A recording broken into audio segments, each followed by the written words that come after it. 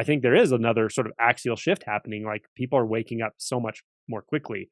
But even outside of the awakening spectrum, look at our knowledge. Look at what's happening with Chat GPT and AI right now. It's insane how fast information and knowledge is being integrated and turned into incredible amounts of intelligence. And there's so much acceleration in all of this in consciousness and knowledge right now. It's fascinating. So Yeah. it's hard not to see that as a sort of evolution. But to me, it just feels something like an urge. It just feels like an urge to be, to know, to express, but no big deal at all.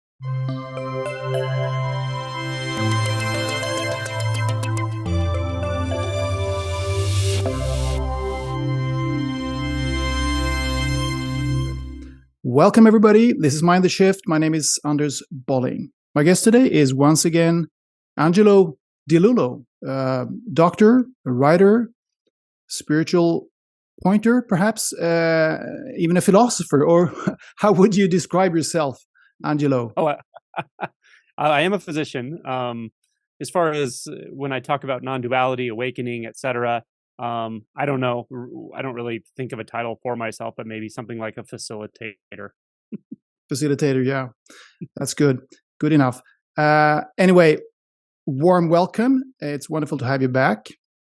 It's been I think 15 months since we spoke last time. And I've been wanting to, or even longing to, elaborate on some of the themes that we talked about that back then, or actually, elaborate on the one topic that you ever talk about, namely awakening and realization.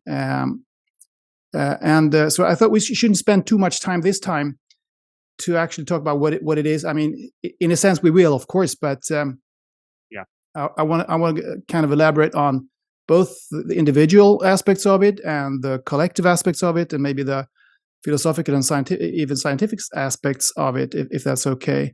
But we can just, for the audience that have no clue what I'm talking about here, we might just recap a little bit and say something about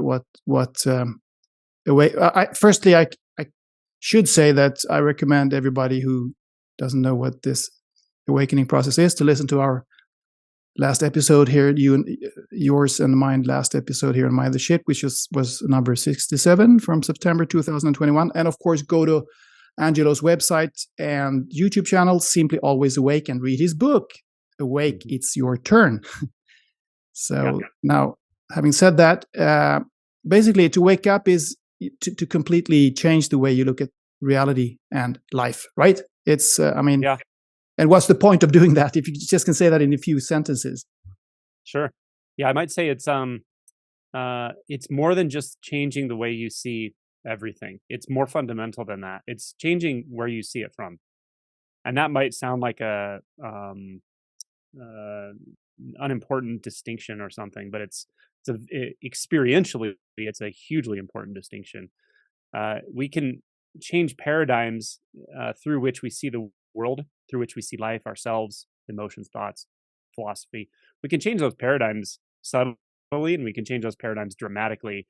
I mean, you could change your entire paradigm of how you experience most of life by getting up, moving across the world, living in a completely different culture, looking at different things online, picking up completely different activities than you've ever done before. But that's not awakening, right? It might lead to one, perhaps, but what actually shifts is something, in one sense, far more simple than that.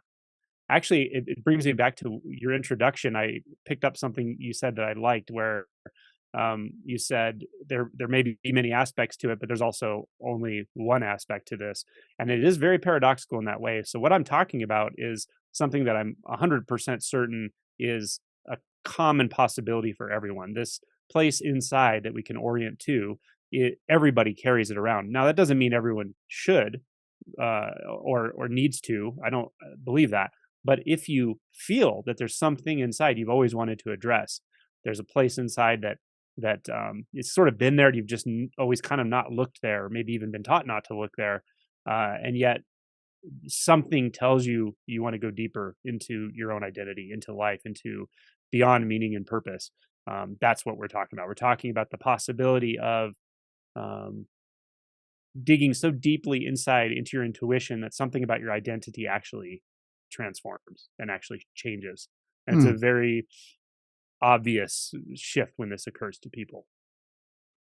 Yeah, it's interesting that you say that you're not convinced that it is for everybody, which is kind of interesting. I'm going to come back to that, I think, later in this Mm. conversation. But uh, and I'm personally, I'm not sure, or actually, I'm pretty sure that I haven't awakened in the way that you talk about it. But I mean, I'm on some kind of a spiritual path, and your videos, your book, firstly, and then your videos that you've been releasing now at a fast pace lately have meant a lot to me, because they really resonate. They speak to me, and they kind of put me in a kind of a very particular state when I listen to them, and it feels good wherever I am when I do that. And you have been, as I said, releasing a lot of videos lately, and you've been, as far as I understand, you have been you had a lot of clients, and you had these retreats, and it seems like it's been an intense period for you on this. I mean, concerning this spiritual thing that you're doing. Is that right? I wouldn't call it intense, but there's been a lot more movement toward this aspect of what I do, this teaching and having retreats and so forth. I personally don't experience it as intense at all, but it's been a lot of change and shift in what I'm doing on a day-to-day basis. It's enjoyable. I definitely enjoy it. Yeah, Yeah. it's fun. It's fun to interact with people in the way we're interacting now, and watching them drop into deeper insights and even wake up and so forth.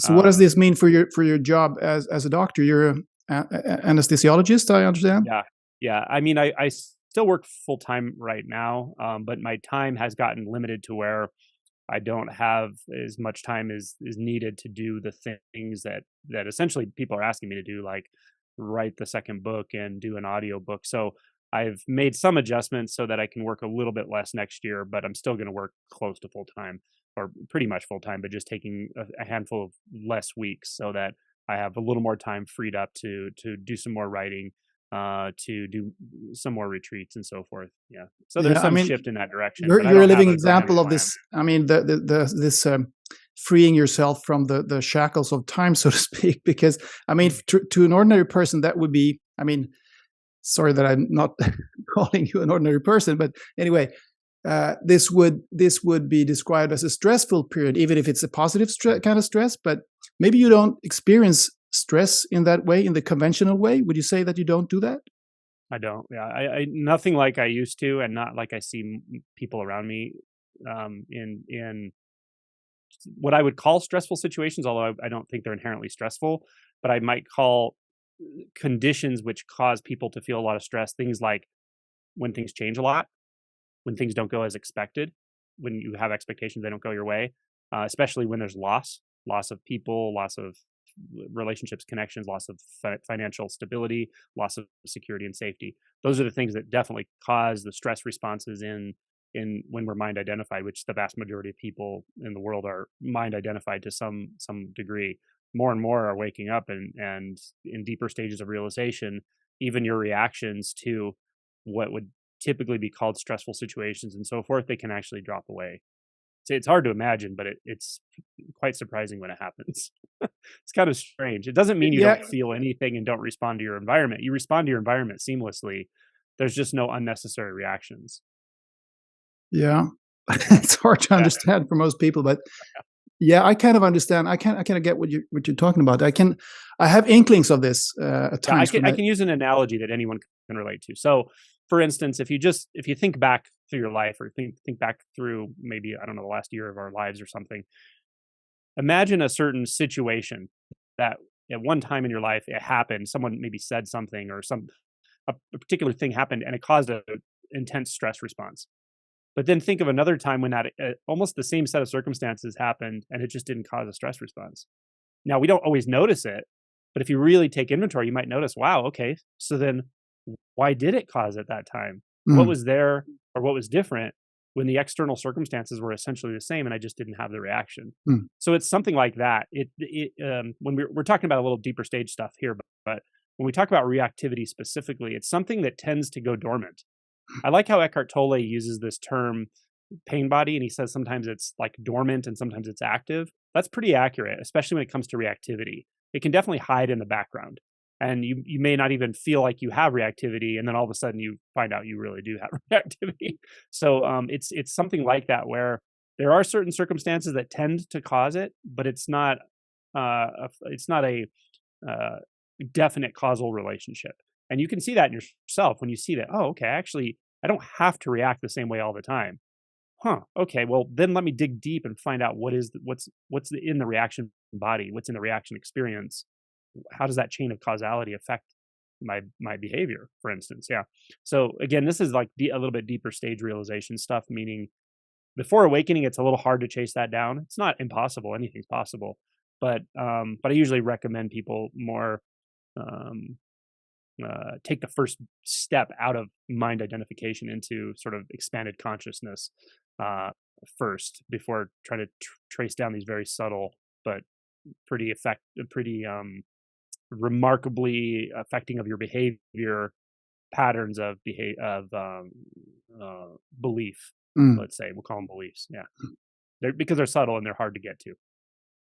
And then life becomes, as you often say, very spontaneous, isn't it? I mean, it's like everything just happens in the moment, and it's really difficult to understand if you haven't tried that out. I mean, it's like you shed you can't think about shed it. the future and you shed the past, and it's just this moment, and things happen. Yeah, and again, I mean, I can lead anyone in. Well, most people, unless they're really bound into their thoughts, but if they're willing to look where I'm pointing, it's not hard to point somebody in the moment to the truth that there really is no actual past. There's a mental past, but you don't ever access it through the mind, through thoughts. There's just thoughts that are reflections of other thoughts. So you don't really know what happened in the past. And this is scientifically proven that memories change quite significantly, and we can be very convinced that something happened a certain way. And when it's studied under the right circumstances, often we're pretty far off, actually. so the mind does change what we call memories and so forth. So the point is, in the present moment, you don't ever experience the past, and you don't ever experience the future. And yet somehow we really ignore that truth, right? We don't feel like that's true. We spend most of our time actually believing and living in this inner world of past and future, right? So we're actually living in an illusion, really. It is very much like a simulation. Now, who's making the simulation and how it came about and all that isn't really that important. It's more like, let's look at the nature of the simulation itself. What is your relationship to it? To me, that's what matters. That's where the rubber meets the road when it comes to awakening. You don't wake up through conceptualization, because that's kind of more of the same problem. The ego, let's call it the ego, the selfing mechanism is very adaptable. It can easily adapt to new philosophies and Buddhist principles, and even understanding awakening. It can adapt to that easily. So you have to, well, you don't have to, but often what helps a lot is using very precise questioning, types of questioning I might call inquiry. Yeah. Looking in the right place with the right kind of precision and the right, let's say, motivation, which the motivation is curiosity often. And also it's often frustration with seeing that I cause my own suffering.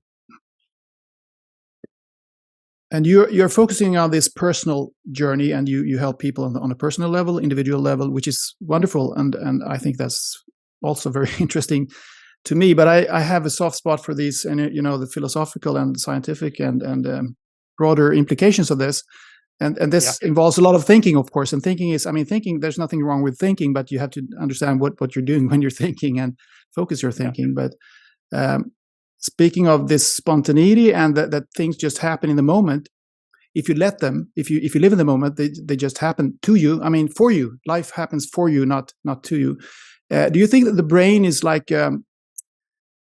comes in second here? That the things that, I mean, you're conditioned to believe that your brain thinks that now I'm going to go to the kitchen and get a glass of water, but what actually is happening is maybe that you just spontaneously, life makes you go there and get that glass of water, and then the brain afterwards interprets that as, oh, that was a decision I made. Or how does it function? That's pretty accurate. Yeah, that's quite accurate. Yeah. Oh yeah. I mean, I think it's been shown, like through functional MRI and so forth, that what we perceive as a conscious decision, conscious meaning a thought that says, I chose that. Well, first of all, without talking about functional MRI and nuanced studies, you can actually look into this in your own just day to day. I was talking about this to someone just yesterday, and I said, just notice when the thoughts about making choices actually occur. They usually occur after something happened, after you quote unquote did that. That's usually when you're talking to someone else. Oh, I did that because I chose to do that. Usually, so we actually That's think true. about Yeah. choice a lot of times after the fact, which kind of really makes it's kind of interesting, isn't it? It kind of shows you the nature of thought. Thought is reflective in nature. Thought is simply reflecting the external world. Every thought you've ever had is just a combination of in talk, language you've heard, visual experiences. That's pretty much what thought is. It's not much more complicated than that, but it becomes very nuanced and complex in the language model when thoughts reflect other thoughts, and that's how we get into philosophical discussions and so forth, which are fine. I don't have a problem with that either. I know philosophers who are wide awake. A couple. I don't know how many, but I personally know at least two. Okay. Who are they? One of them is a sociologist. And let me think of who the philosopher was. Well, one of them is Greg Good, and I'm not sure if he's retired. You know who Greg Good No, is? no, I don't. No, I'm Oh, sorry. he's great. So his last name is Goode. He's written some books about, like, I think one's called The Direct Path. He's got some videos online, but they're about 10 years old. So he may be a retired, but he's a philosophy professor. I interviewed somebody who's a philosophy professor recently, and I can't believe I can't remember their name. But I also interviewed Maggie from Coffee Break with Your Soul, and she was a sociologist. She had a PhD in sociology, and the other person, we were just talking about this. Oh, it was the interview I did very recently with Sasha. She's an author, and she talked about being a philosophy professor working with through first principles in the past, and then her life kind of took a different turn with being an author and so forth. So anyway, there's no belief system that precludes awakening. So what I mean by that is you can be a heady person, you can be philosophical, you can be interested in doctrine and Buddhist doctrine and Christian mysticism. You can be Christian, you can be a devout Christian, you can be an atheist, you can be agnostic. And the reason I know all of these things, all of these types of people can wake up is because I've seen it. I've seen all those types of people wake up. You can be a materialist, you can be an idealist. It doesn't actually matter. So your beliefs, what your beliefs are, the content of your beliefs actually don't matter. The way you see the world doesn't actually matter. What really matters mostly with this thing that we're talking about is, first of all, tasting what we're talking about and getting a sense that it's possible. Without that, it's, it may happen randomly, but it's not very common. Once you have that taste, it's more of a turning to it, a willingness to really turn to it and kind of let go into the process, and then apply some techniques, sometimes some kind of inquiry and so forth. That's what I see that differentiates people who wake up quickly from people who either don't or do it later or something. Which leads me back to the statement I made at the beginning, and that was awakening may not be for everyone. What I mean by that, and the reason I say that is I never know who's going to watch these videos. I never know who's in the audience, and I don't want anyone to think I'm telling them it's a better thing if you wake up than if you don't. If you're not interested in this right now, there's something wrong with you, or I want to be clear that's not the case. And it doesn't mean it's not available, because it absolutely is available, but it may just not be the right time for you. Often this is just about timing. I've had many people who come in contact with me, my books or material, or Eckart Tolle's material, or various things, or even psychedelic experiences. They come in contact with something that triggers a knowing in them, but it's either fearful and they back off, or they just kind of overlook it. And then 5 years later, they're suddenly very interested, and they start picking this up as a practice, as an orientation in life. So I really believe, not I don't believe it, I feel it. There's a timing to everything. And also that timing really does play into, it's a synchronicity. And once you're in synchronicity, for lack of a better way of saying it, that's when you actually experience that everything just arising out of nothing. You experience that things are spontaneously appearing, disappearing, moving just as they need to. It's quite synchronistic. It's synchronistic, and it's also integrated. You feel it all at once. You feel the whole environment as one doing. There's not Yeah. a you in the environment. There's one. The environment is doing what the environment does. That's also very wild. Yeah. Oh, it's wild. The When non-duality you thing. first taste it. That the concept of not there not being any separation between not only not between humans, but not between anything.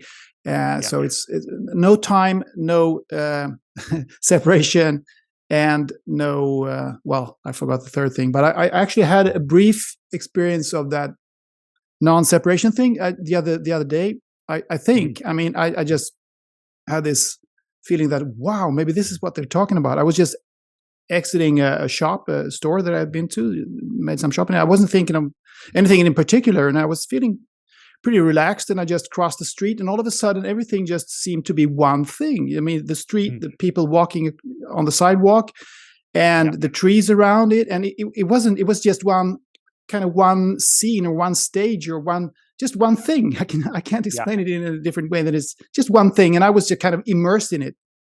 And it didn't last for more than maybe a minute or two or so. But I was just fascinated. I wasn't afraid. I wasn't scared. I think I would have been maybe 20 years ago. I had similar experiences when I was young, but then I got scared. I don't do that anymore. So I was just fascinated. But then it's subsided. And would you say that was kind of an inkling? Oh, for sure. Yeah. And it's not uncommon that when this occurs, maybe out of the blue or in a deeper stage of realization, it starts to happen continuously. What often the person's response is very similar, and it's something like, the longer it stays, the more you start to perceive it as, it's always been like this. I can see how that, like, there's like a little bit of a doubt in the mind that just turns attention just a little bit into thoughts, just enough that you don't see it. But it's so profound when you do see it. Like it's indescribable. Like just as you pointed out, it's it very much helps that people like you have been talking about this beforehand. I mean, I've heard these stories, so that helps, because then I can kind of relate to something that somebody has talked about. Yeah, and it's such a subtle shift, in a sense, in the way the perception is functioning in that moment, that if I have advice to anyone who's experiencing it or does experience it or whatever, it's not like you can impose your intention on it through a memory. You can't like make that happen again. It's much more like letting the environment come to you, or letting the environment move through you, or just being open. It's a sort of openness that does it, actually. It's a relinquishment of will, in a sense. You're kind of giving yourself to the environment and letting the environment wash through you. And all of a sudden, I don't know what, it's like the key turns in the lock and everything just goes, oh, everything's one step. I'm the step. The building is taking a step. The sky is taking a step. It's all doing the same thing. The body's the sky. The sky is the body. Like, this doesn't make sense logically, but it experientially is very obvious when it's clear. Yeah.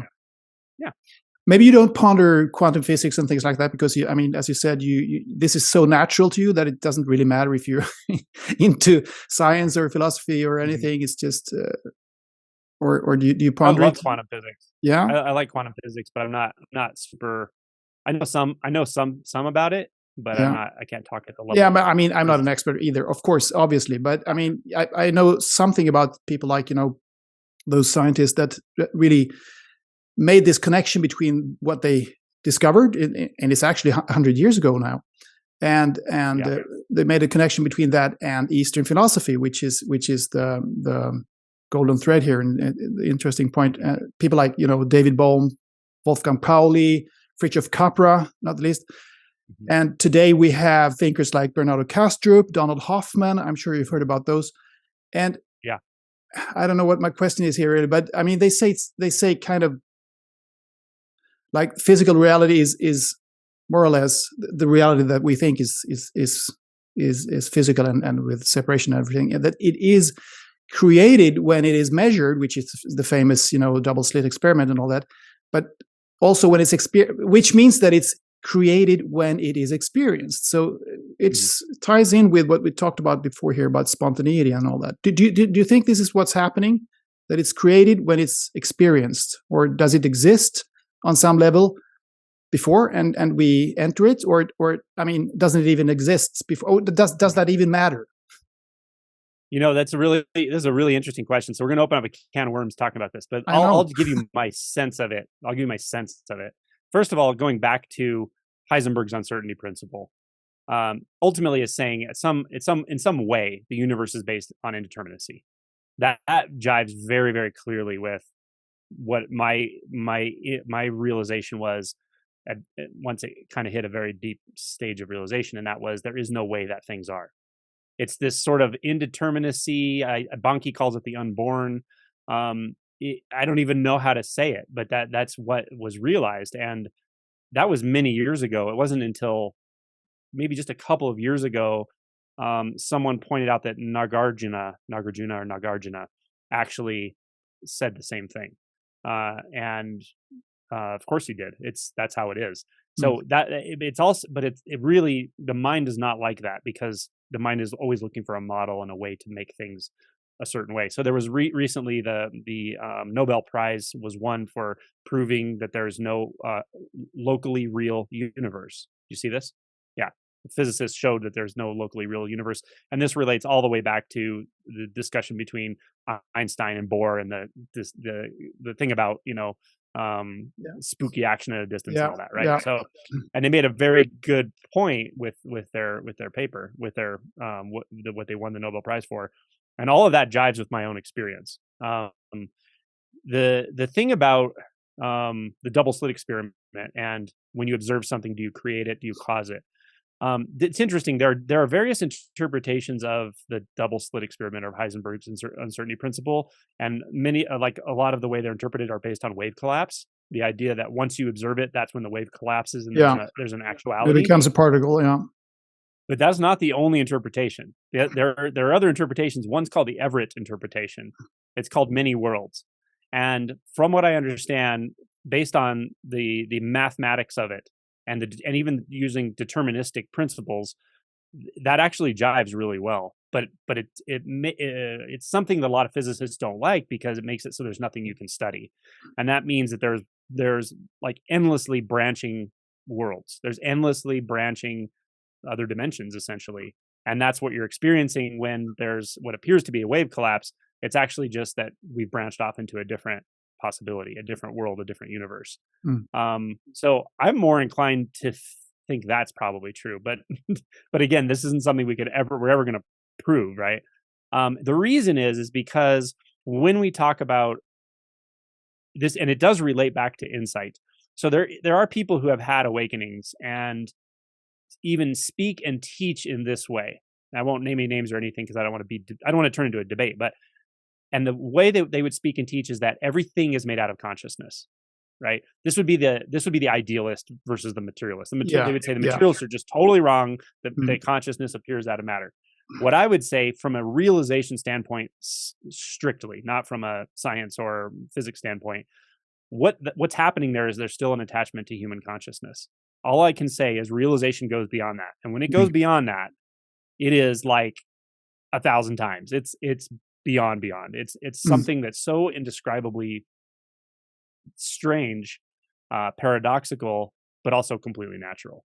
And this discussion really doesn't matter then when you get there. Then, well, I don't know if it doesn't matter, or it starts to look a little different. It starts to look a little more like the materialists maybe aren't so wrong, that human consciousness isn't that special, that things aren't made of human consciousness. Adyashanti actually pointed this out in a very nice way. He said, if you take that to the extreme, it's kind of like you're saying, when I die, the whole universe dies with me, which is a nice thing people convince themselves of, but it's completely absurd.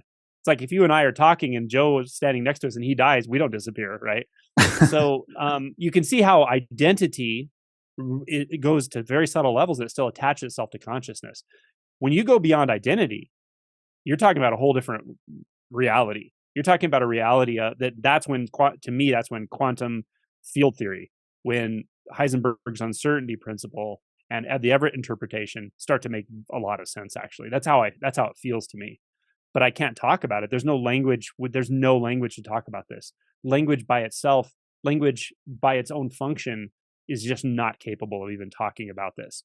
But I know very well when I'm talking to somebody who's realized it. It's so obvious. There's words for it: emptiness, shunyata. It's so hard to talk about this, but there is something. It's not nothingness. exactly. There is something. We exist, right? I don't know about that. Yeah, I don't know about that. Do we have consciousness? Do we There is have... I'll just use some quotes for you. Actually, I did a video with Violet not too long ago talking about this very deep insight that happens. Adyashanti's talked about it. Gangaji's talked about it. I went through it. Bernadette Roberts is a Catholic nun who wrote a book about it. It's called The Experience of No Self.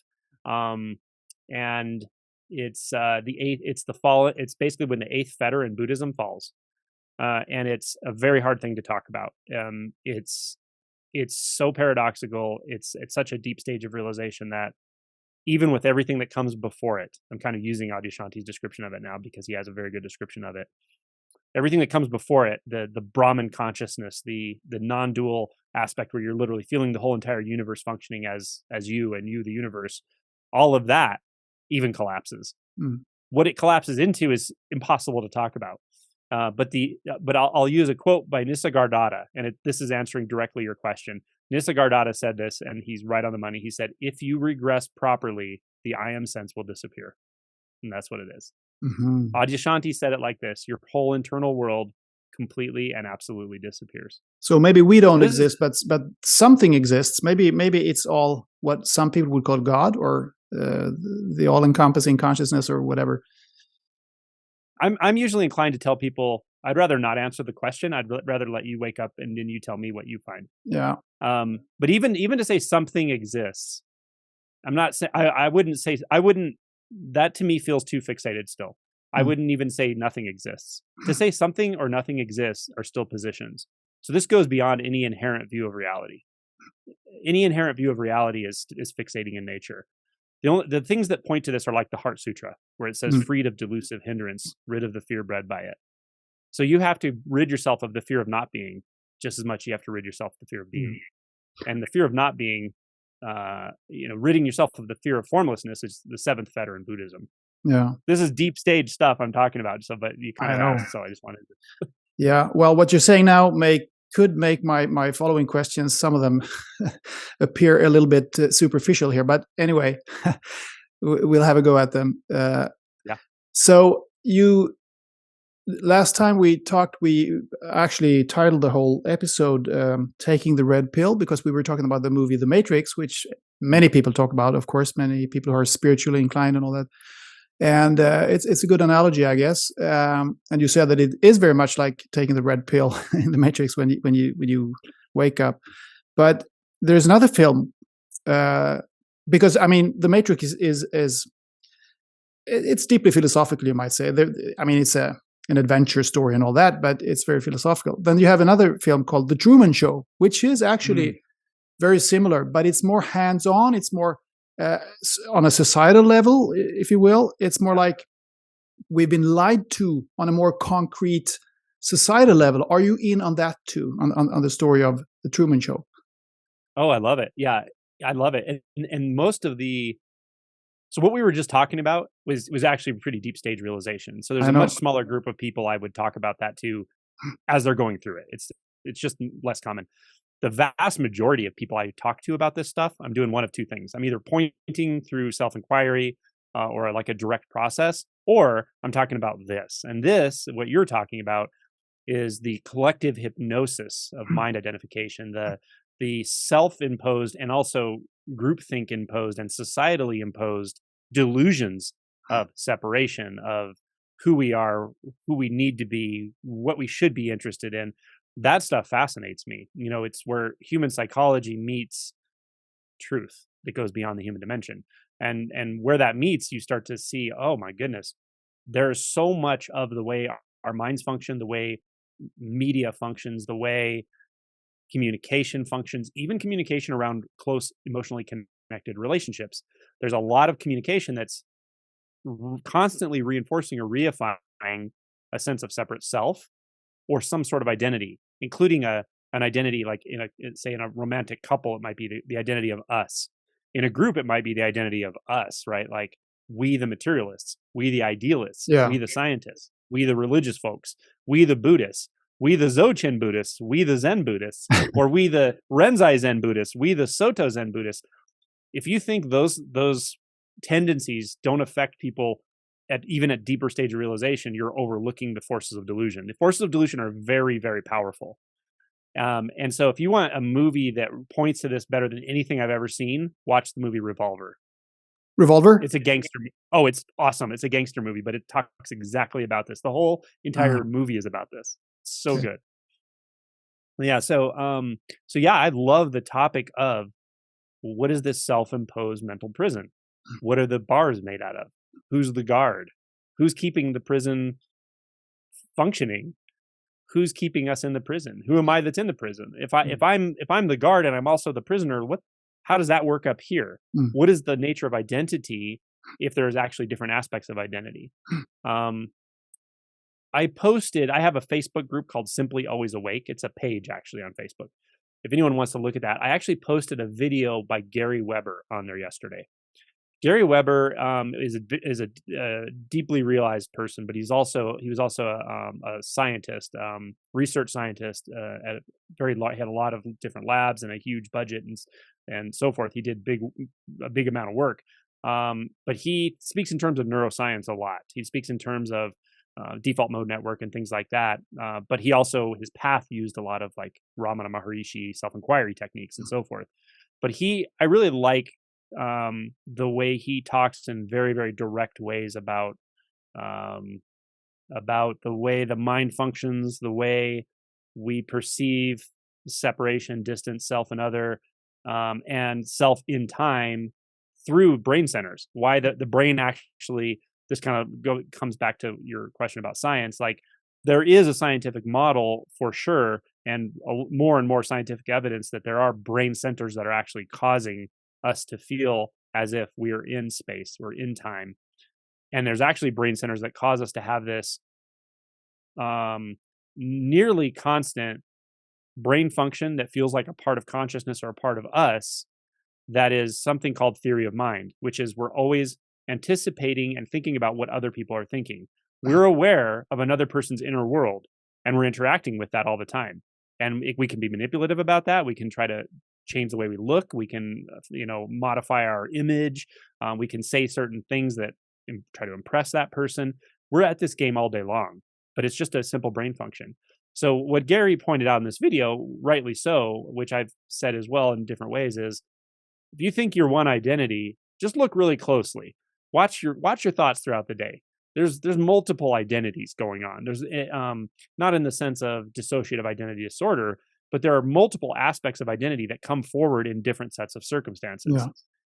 And until you see that, it's easy to be a little unconscious because you won't even realize when you suddenly start expressing anger, when you start expressing frustration, when you start being manipulative towards somebody, and other times when you just feel relaxed and at peace. You don't realize those are different and often competing internal agendas.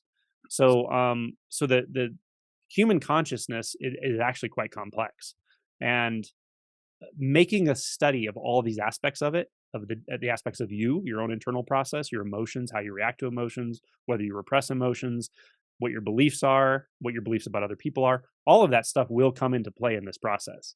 So I think it's a very valuable undertaking to really start digging in and just becoming aware.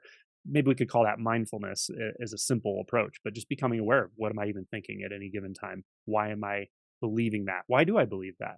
How does it affect that person or my relationship with that person when I believe that I already know how they're going to react? Well, I act a certain way and then they react a certain way. I'm believing that interaction into being again and again. And we don't realize how powerful those beliefs can affect our behaviors, our interactions, all of it, even the way we see the world, even what we're interested in. Right. So, the Truman Show is exactly like you said. It's much less a mystical thing. It's much more of a human game, but also it has deep implications about what's actually happening in this story of me. Yeah. And you and see it resonates with people. I mean, people kind of recognize something in it that they hadn't really thought of, but it does something to people. Yeah, I love that about art. Like, good art does. Sometimes I think you should go to Hollywood instead of trying to read, peer-reviewed papers to understand things. Yeah, Yeah, and actors, good actors, know they have deep understanding into the human psyche, and I think that's why a lot of people find them so, in a sense, attractive. Why they get so many sort of fans. Not because necessarily because of the stories or the way they look, although they tend to be attractive or whatever. It's because they're coming across as so deeply authentic, Yep. and we all know that we have a depth in us that goes beyond the confines of the person we think we are, Yeah. right? The habituated stereotyped thoughts, the stereotyped behaviors and mundane conversations we sometimes have that just don't feel deeply authentic. And yet you watch somebody who had to really break through their own emotion barriers to become someone else, to put that on a screen. I mean, that it really is a craft. It's an art form. And then you Yeah.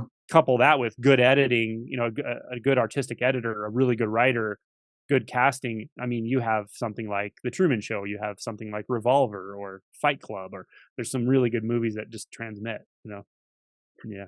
How unfortunate is it that our language, I mean, at least the Western languages, are so extremely based on separation. I mean, we talk about I, you, they, we, there, here, and I'm sure that there are other cultures, other languages in the world where they maybe don't even differ between I and you, and maybe they're closer to being awake. Would you think that? Yeah, that's a really interesting point. A couple things. One is my experience of it is that language, as we use it, I would say is like an effect of an effect. So language is sort of an effect, the cause being thought, and thought is sort of an effect, the cause being the very fundamental sense of the way the brain processes actual separation. So what I find is what awakening is sort of going backwards through all those levels and seeing the subtler and subtler levels of thought and processing and even perception. And then you start to see, oh, I'll say it this way: you see reality as it is. But I really hesitate to say something like that. It's not like it's a certain way, but you see things without looking through perceptual filters. Once you see that, you can see how it's constructed. Oh, I see how the mind puts together I'm here and that's over there. And it's a practical thing. It does have practical value for sure. And then you add to that communication that I can talk to you on the other side of the world without you seeing where I'm at. And I can verbally describe that there's something over there and I'm over here and that's brown and this I'm wearing a black shirt and your mind is actually seeing it. That's powerful, right? And what it results in is what the human race does. We can build buildings, we can make plans, we can. So language and communication definitely have. We could argue forever about the positive or negative effects of it, but it has a lot of potent effects for sure. But I see it as an effect of an effect, and the deeper levels of processing probably evolved first, and Mm. then thought probably to some degree, or fundamental thought, and then language. So the culture that With all don't that have said, maybe don't have these pronouns that I was mentioning here, they might have. I mean, it's the other way around. They were more awake to begin with, and then they developed this kind of language. maybe so, and also I would say um, more indigenous cultures. I remember learning about this in like a philosophy class many years ago, but indigenous cultures also often have a different perception of time. So Yeah. in the West, in industrialized societies, we think of time as quite linear. Like I have a certain amount of time in this life, and already you feel enclosed. You already feel like Yeah. you're on the clock. You got to get as much stuff done as you can. You got to hit all the goals. That it's just so linear, and that can be very binding.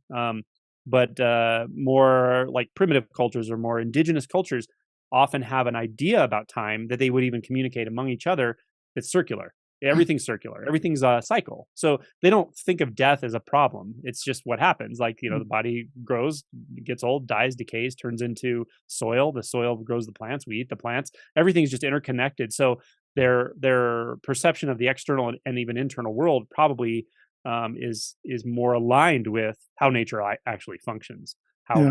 the world and universe and the carbon cycle and nitrogen cycle, how it actually functions, and probably tend to have less anxiety and depression as a result. I would say. Yeah, I Yeah. think there are studies showing that as well. So let's talk a little bit about sense perceptions, because I mean you focus a lot of those in your videos and in your book as well, which are portals to reality, I guess, or something. And you said that it's easy to grasp, the notion that everything just appears in the moment when you listen to sounds, and maybe also when you taste flavors and when you smell smells. But it's a bit trickier when you try to to use your eyes, that there's something with vision that seems to be trickier when it comes to, it's tricky to use vision as a portal to realization. And a very specific question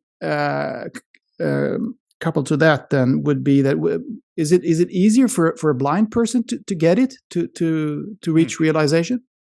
That's a great question. I don't know the answer to that. Actually, I don't have enough experience to know. I know a few people I've worked with who are working through this process who are like nearly blind, but have had sight. But it's from what I can think of, referencing back to these conversations, they have enough visual acuity to actually perceive separation so they can work in the visual field. I haven't worked directly with anyone who's completely blind, especially has been blind since birth to where they don't have a visual sense. My guess is their brain probably has some functioning like a visual sense, but it's experienced differently. It's not experienced through the Right. eye. Maybe when they obviously. dream, they see things. I don't. Perhaps I don't know. I'd have to talk to somebody like Yeah. that. And maybe they would wake up easier. I can tell you this. I think I'm reasonably convinced that people who are neurodivergent wake up a little easier, and I think they see and experience, especially the sense fields, in a more direct way. Especially people on the autism spectrum, they seem to experience the sense fields in a more direct, non-dualistic way from the beginning. Not all of the sense fields necessarily. Sometimes it's one sense field, and sometimes it's situational. And obviously, that's very challenging when you're a child growing up, trying to actually develop an inner world so you can interface with other inner worlds. And so that's why they often seem tuned out. They're not tuned out, but they seem like they're not paying attention to verbal cues and what other kids are doing. But if you ask, they will often say, "Yeah, I want to be friends with other kids," and they just don't, because there's so much sensory input that's hard Yeah. to mitigate and to push away and just bury in the background, so I can become an internal world and then start interacting with other people's internal worlds. So it can be very challenging growing up with that that actually seeing the sense fields in a more direct way than the average person. And yet, when it comes to awakening, they tend to do pretty well from what I've seen in my experience working with them. So, I don't know how important that is, but it is something I've observed for sure. Yeah. Yeah. Interesting. The visual sense, you're right. So I can speak to that. The visual sense is the key to non-dual realization. When I say non-dual realization, I don't mean it in terms of this whole process like a Neo-Advaita speaker might talk about. When I say non-dual realization, I mean the very specific insight of non-dual, that's irreversible. It would be considered like the sixth and seventh fetter in Buddhism, for instance, if you think in terms of fetters. It's the collapsing of the experience of separation first, and then actually space, which is form and perception. They also go. So that becomes that's when words really start failing, because again, words are sort of designed to talk about space, dimensions, here and there, self and other, and all that. But the key to it is often the visual field. It doesn't have to be, but it often is, and it's because sound is kind of already non-dualistic. If you close your eyes, you just kind of take in all the sounds in the room. It doesn't feel so localized. You can think about it as localized. You can imagine a speaker across the room, or you could imagine a body here, but with your eyes closed, those are only imagined. The sound is just that's sound. what I do when I meditate. I have there's a clock that's ticking all the time, and it's like it's all over the place when I'm meditating. It's just a sound. Right. It's there, and I am the sound. I'm trying to. I'm not thinking. I'm just feeling that I am the sound, and I am the sound of the car. That I don't even think that it's a car, but there's a sound that I know is a car. But anyway, yeah. That's it. That's exactly it. And so the sound and body sensations. Body sensations are a bit situational in the sense that when you don't feel triggered, contracted, there's not a strong emotion tone. Often it's pretty easy to feel that same sort of sensation cloud with the body. It might be a little more localized because we tend to have a mental map of the body, but it's something like sound. When we're triggered, often it's much harder to do with the body, I notice, when there's strong emotion tones and so forth. But the visual field is kind of, if you have your eyes open, it's often quite fixed. Quite fixed as like, that's over there, I'm over here. That's an object over there, I know I'm a body over here. It just looks like that. Not even an afterthought, the narrative I just spoke, but the actual experience of it feels quite dualistic. And probably I think it's probably just because there's so much brain function that's constantly revved up in the occipital lobe to create that world. It requires a lot of brain function, and maybe you could say it's a more complex sense, right?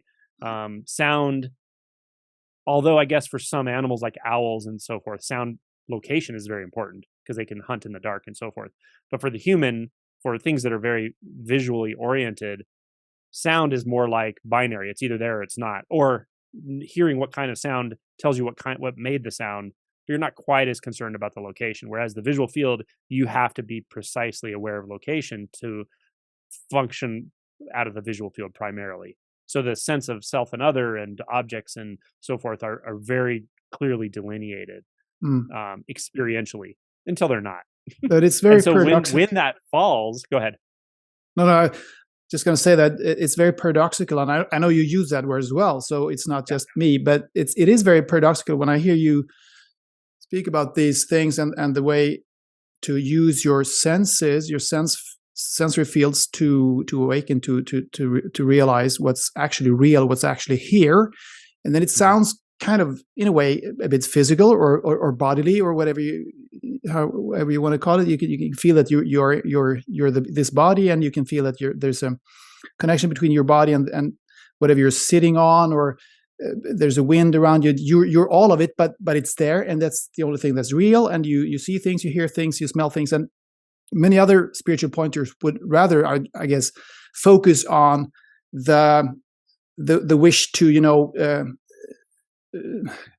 get out of the body, so to speak, or to get rid of the body. So and you have said at some point that do you even have a body? I mean, that's maybe you said it rhetorically, but it was kind of blew my mind, because so he's talking about all these sense perceptions that are important, but then he says that you might not even have a body. I mean, what are you? What is this? So what are we actually waking up to? Are we waking up to realizing that we are here in this physical world, and it's very, very concrete and very hands-on everything, and the past and the future are just illusions, but we are here now? Or are we awakening to something that is very much not physical? I mean, it's definitely not. I'm confused. Not physical. Yeah, it's definitely not physical. I know what I think I know what you're getting at, and so, or what you're trying to ask.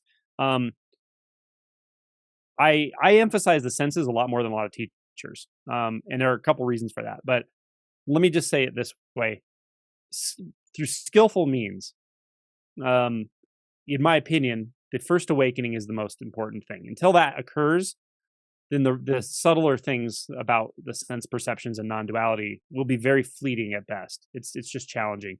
So I really do focus most of my attention, energy, most of the videos. I try to make most of the conversations about, and especially when I'm working with somebody, I really point them to that first awakening, which is a very much an expansive experience. It's awakening to consciousness. And in unbound consciousness, you do experience a sort of no body experience in a certain way. You experience, what you realize is that all the ways you thought about the world, all your paradigms, your belief about yourself and others, and all of it is just movements in consciousness. And suddenly you experience yourself as the entirety of consciousness.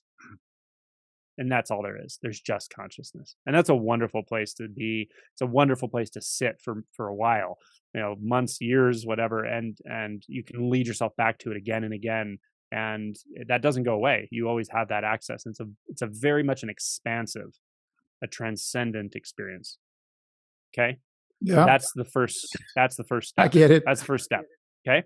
Second, but later on, you have to go back and realize that when you're not meditating, when you're not in deep samadhi, when you're not leading yourself back to unbound consciousness, you're still actually perceiving a physical world, right? Like, it actually looks like there are physical objects in this world. When these sensory investigations we're talking about, especially with the visual field, you're actually going to see through that illusion. So you're going to see there is no body, no self or other, no physicality, no separation, no perception, no form. It's the Heart Sutra. Yeah. That is non-duality. That is not imaginable. You just can't even imagine it. And it has a very different feel to it. So Adyashanti's made this distinction nicely. He says the first stage or the first movement of realization is up and out. The second is down and in. Mm-hmm. And so often a fixation happens where we love that consciousness. We love just to be not bound by our thoughts and our fears and our self-doubt, and all that stuff just gets blown out. It feels so good to be free of that. But you're not done. You're just getting started. So a good Zen teacher will tell you this. You're just getting started. So then the question is, what do you do later? How do you get through deeper stages? And it's emotion work and sensory work, in my opinion. And I'm not the only one that has this opinion, but that's largely why I do talk about that. And then the other part of why I talk about that is that some people, even with these first movements of awakening, even before awakening, for some people, too much disintegration, too much expansion or transcendence is actually the wrong way for them. It doesn't work for some people, and it can be really counterproductive for some people. So people who have a tendency to disassociate, people have a tendency to have derealization, depersonalization, if they have very avoidant personalities, any of these people, they need sensory integration as they go along. People who already have the tendency to just disassociate into formlessness, they need to have the sensory and emotional integration even through the beginning stages. So that's why I actually incorporate it in my retreats, because retreats specifically, I don't know if you've ever gone on a retreat, but if you do a sustained meditation for days, it's a whole different experience. And some people have gone to things like Vipassana retreats and had very difficult psychiatric challenges afterwards. Even suicide. Like, that's not a common one, but it's happened. And that's because there's not a lot of direction at those retreats. There's some, but there's not a lot. And there's no aftercare. And there's no teacher there. There's no realized person there that can really walk you through this stuff. So in my retreats, I really do integrate a lot of sensory integration, and I do a lot of emotional integration to, and I find it actually does accelerate even the initial awakening process, because you're not getting so expanded out that you're just disassociated, confused, lost, and whatever. So those are the two major reasons I talk about the senses so much. One is, in deep stage realization, it's a very precise and effective way to get rid of those more subtle perceptual filters, the duality filter, the one that says there's a subject here and an object there. So that's one. And then and that's why I have in my YouTube channel, it's all in playlists, and it's actually in order of these stages of realization. And then number two is, I do think that doing some sensory integration, some emotion work early on is still valuable. Keeps people somewhat grounded, and especially people who tend to disassociate. You're not that person, but there are people like that. It can be harmful for them if they don't stay somewhat grounded in the sense fields and so forth. Does that make sense? Well, yeah, it does make sense in the way. I mean, everything you say makes sense if you're on that level, if you're on the same page, so to speak. But yeah, it does. Do you think this is a bit personal, maybe? But I know that both you and Eckart Tolle, who is another very known, I don't know if you're very known, but you're beginning to become known here, spiritual pointer, and you both witnessed that you were pretty depressed when you were young, and the awakening, the first awakening was somewhat dramatic in a way. Do you think that it can be more gradual for people who haven't had that experience of being very sad, very depressed before awakening, and that they might not even notice at what point they actually woke up? So it's different if you have this, if you're very far down into the matrix, so to speak, and then you take the red pill, and it's dramatic, and it's like, wow. And other people may never experience that, but they're still awake. Do you follow me? Yeah, that's a good question. There's definitely variation in how like dramatic it is. Let's say dramatic, just for lack of another word. How much contrast there is before and after, and it actually happens in a moment, kind of thing, or in a very short time. That I would say that's definitely the rule, not the exception. It's pretty common that happens that way. The people I've worked with, that I know personally or I've worked loosely with, watching them go through the process, there tends to be a moment like that, like an event that it definitely shifts. Something shifts. What's interesting is the way people perceive it is very different. They know it happened. They know something shifted and something significantly changed. But a lot of people will really downplay it. They'll be like, "Oh no, there's no mystical this or that or anything." I'm like, "Did your experience of identity change?" "Oh yeah, completely. It's gone." "Oh, okay. Well, that's a little different, right?" So that's not nothing. So again, language is confusing, and the way people describe things can vary, but it's usually pretty darn obvious. On occasion, though, I will say this: on occasion, I've met people who had actually happened 2 years ago, and if I had asked them at that time, I'm pretty sure they would have said the same thing. But something weird happens after awakening where your identity just gets thinner and thinner, and you have so little interest in talking about the past. It just seems so unreal Yeah. that you kind of, it's almost like you forget you had it. It's very strange. I was in this place for years where, like, if you asked me then, it's so weird to even say this but it's true. If you asked me then, I probably would have said, well, I thought I had an awakening once, but I don't know what that was or something. Yeah. Yeah. But it's so hard to talk about this I, stuff. I kind of I kind of thought about that when I hear Yeah. you interviewing people you have been working with, and you ask them a lot about their past. Tell me about your childhood. Tell me about your upbringing. Tell me about that. Yeah. And I tend to think that, I mean, how interesting is that? But it is, of course. But it's not there anymore. So you ask them to go back in their memory bank, so to speak. And well, you mean when I interview people about awakening? Yeah. Oh, okay. Well, here's the reason I do that. The reason I do that is okay, so most of what I do on my channel, my YouTube channel and the book is actually geared largely toward people who have not had an awakening and maybe don't even know what it is. They haven't heard of this subject at all. So people who have never heard of this subject, and the average person, they think in terms of stories. Stories are the most engaging thing for the mind identified person. Exactly. And even if you're not mind identified, I love a good story. Like if I see a movie that has just a really, really well told story that touches into deep human knowledge and things, it's interesting, right? Like we're wired to like a really good story. And there's no story as good as somebody who goes from suffering to finding some kind of liberation, right? So I actually do that sort of purposely because I never know who's watching the videos, and someone can relate and go, "Oh my God, I grew up like that. I had parents that were," right. It's not that that I care like for their awakening what happened in the past, because it doesn't matter. But the person I'm interviewing also knows that. So it's more like it's to be relatable. It's the relatability of somebody who goes, "Oh man, I grew up in an abusive environment." Because without thinking about it, you'll often filter it out. You'll think, "Oh, I couldn't wake up because I had a totally unstable childhood. How could I ever wake up?" And then you hear somebody who goes, "Yeah, I had this terribly unstable childhood and I didn't know how I was for years and I didn't do well in school and this, that. And then I had this thing happen," right? That's why I do it. So I do it it's a very specific reason. Yeah, that's a very good reason to do that. And I mean, I suspected that you had some good reason for doing it, but because I also, I mean, I'm not awake in the sense that I think you're pointing at here, but I have also, it's actually less and less interesting for me to talk about my past. I think it's very hazy, and it's like another person or several different persons.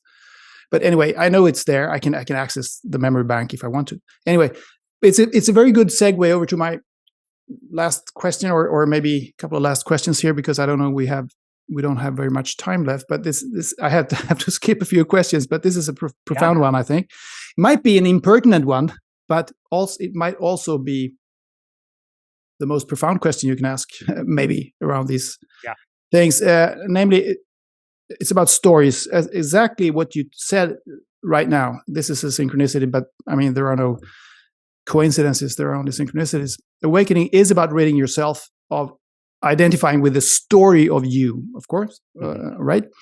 But I mean, life on Earth is, to a large extent, a story, as you say. And you know that NDEers, near-death experiencers, they all corroborate, they confirm this famed life review that has been talked about in all times, that you have this life review just before you die. And I think that that's profound, and it's very important, and it is because your life here on Earth, this physical life, is a story, basically, in a way. So it seems as if the very point of being here is to experience time, space, and separation in order to learn things, in order to grow the hard way, as it were. So, I mean, waking up, isn't that like, cracking the code, or like not needing to be in this three-dimensional experience anymore, like outsmarting God, if you will? I love it. I've never heard. It's rare that I get a question I've never heard before. I've never heard a question like that. That's really funny. And but it's, I mean, I've been thinking about this a lot. It kind of is like that. Yeah. It is kind of like cracking the code. There's nothing wrong with the story. I'll say it this way: like, there's nothing wrong with living in a story. There's nothing wrong with doing it the hard way. There's nothing wrong with it. And if you're completely comfortable, it's great. That's why I tell people, you don't have. There's no need to wake up. You don't have to. It's not pertinent. Now, but I will tell you, and this I can say, and this is maybe a moralistic statement, but it's a true, in my opinion, it's a very true statement. And Buddhism's all about this. That is, if you're mind identified completely, right? If you just live in the world of stories, you're completely subject to the conditions of your life. If you grew up in the right set of circumstances, you can perpetuate a massive amount of violence, and we've seen humans do this. That's the simple answer. In Buddhism, they say greed, hatred, and ignorance rise endlessly. I vow to abandon them. So at some level, and so when I talk about awakening, I don't usually start with a moralistic approach. I don't say you should do this because you should abandon your self centered tendencies. No, because that's not authentic. The reason people want to wake up is because they're suffering. It's selfish. They want to stop suffering. Of course you do, and that's fine. There's nothing wrong with that. Or they have a massive curiosity about truth, and that's great too. Start with what's authentic. Don't start with, oh, I should do this because I want to be a good person, because you might be fooling yourself. With that said, as this process unfolds, you do start to sense that, and when you start to see through the code, you can see how, yeah, it's really just a matter of circumstances. Like people who have really good conditions, they're going to live good lives. They'll be good people. People have really, really bad conditions and are quite mind identified, and they have a massive amount of emotional repression, and they're influential, can cause a lot of harm in the world. But I mean, we are different. We have different. The Pol Pots of the world, and I mean, but like, look at like an example is Pol Pot. I like Pol Pot as an example because when I read about him, I was like fascinated. He, by all accounts, growing up, he cared about his country. He was a countryman. He cared about, and he actually believed in what he was doing. He believed communism was going to help his country and his country people and so forth. But because of repressed emotion and inability to see the effects of what he was doing, he was like starving people, killing people, millions and millions of people, because of an idea, because of an idealized way the world should be, and imposing your will upon that and your influence upon that. So that's an extreme example, but there are many not so extreme examples of people who are very harmful to their families, and it has to do with being mind identified and having a set of conditions that are very detrimental to being a holistic, kind, compassionate human being. Does that make sense? Yeah, so it does make sense. I know you're reluctant to talk about these things about the meaning of life and God and reincarnation and all that, but do you think, I mean, referring to what you just said here, do you think that there, I mean, because we have different conditions, we are different. Some people are more loving than others, and some people seem to be happy all their lives, despite not having awakened in the way that you're pointing to. But do you think that there is I mean, we come back several times in order to learn, to grow. And then when we wake up, we don't need to come back here anymore or something. Do I believe that's true, you mean? Do you believe that? Yeah. Do you believe that that's the case, that this is what's going on?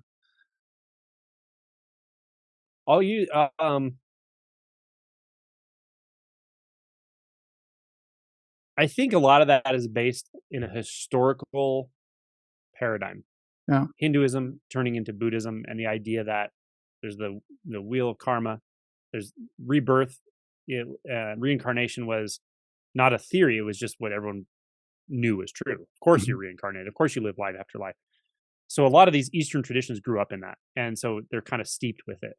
In Buddhism, is the goal of Buddhism, at least traditionally, if you were to look at the suttas, would be exactly what you just said, to end the cycle of birth and death, so you're not even reborn. There's New Age theories, of course, that are quite different. They're like, oh, you kind of have a conference with your creator before life. You decide what you're going to do. You go learn the lessons, and you leave, and then you come back. And I don't really, that doesn't vibe with me as something so real. With that said, I mean, I can't deny the existence of other lifetimes energetically because I've experienced it. It's just obvious. But I will say, when you process that through the way our minds function with time and space and doership, which are all actually illusory, you'll see it the wrong way. That's all I can say about it. You'll see it in terms of the way the mind thinks about it. Oh, I was there, I'm floating around in space as a ghost, and then I came down into the body, and now I'm a ghost again afterwards. That's the only way the mind can make sense of that. Yeah. I'm more inclined to look at it from a scientific perspective, like the space-time interval, which basically describes that all events are simultaneously existing and Parallel, parallel. time and space are relative, and causality is the only thing that's actually there, but they're simultaneously already existing.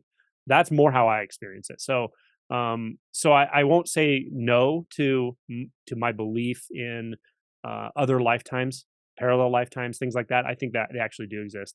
But I will say, if you try to understand that with the mind, you're probably going to have a model of it that's not accurate at all, and you might misuse it to just stay mind identified. So my inclination is to tell people, wake up.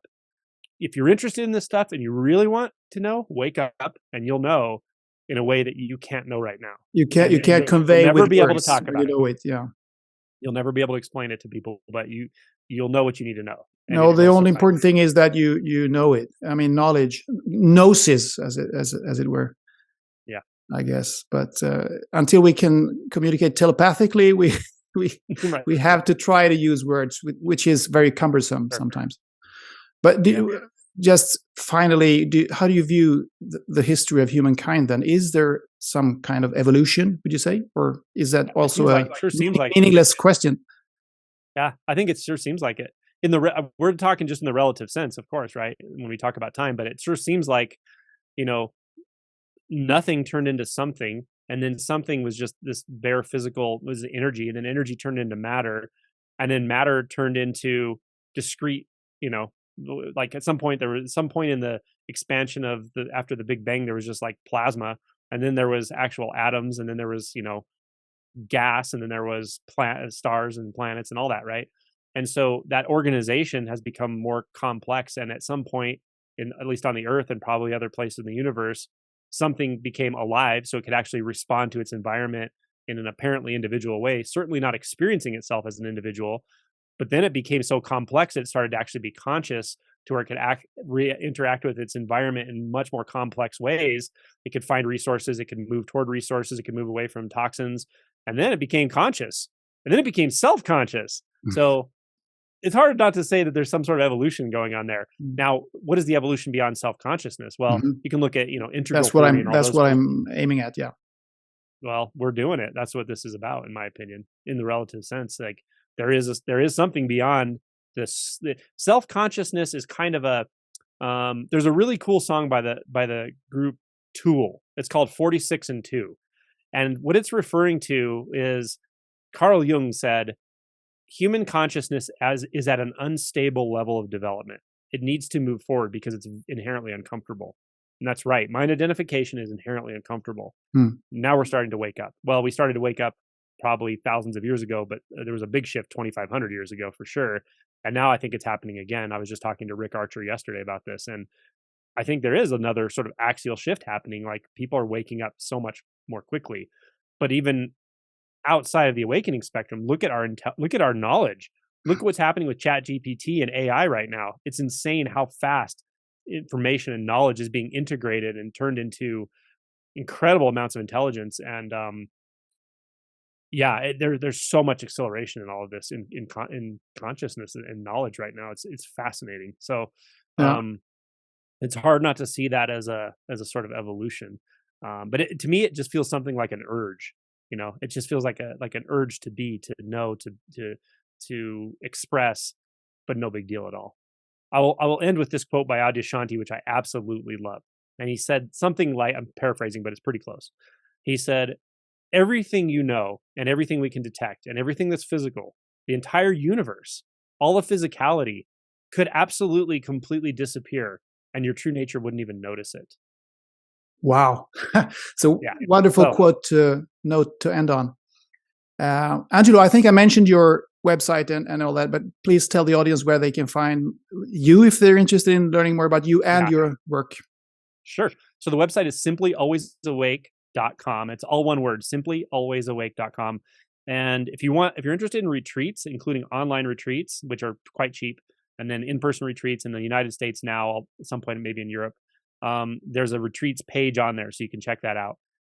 Most of my ongoing material is my YouTube channel, and it's Simply Always Awake on YouTube, and you can find tons of videos.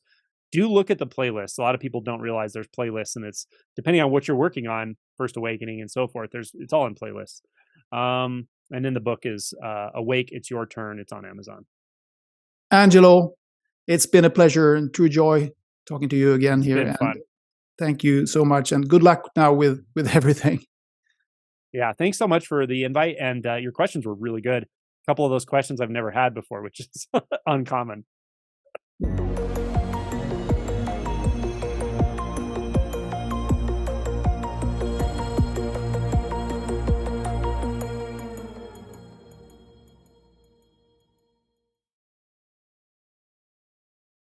If you like this video and other interviews and talks on Mind the Shift, please like, share, and subscribe. I appreciate all the support. And you can follow Mind the Shift on Facebook and Instagram. And you can follow me, Anders Bolling, on all the main social media and also on medium.com. Thank you.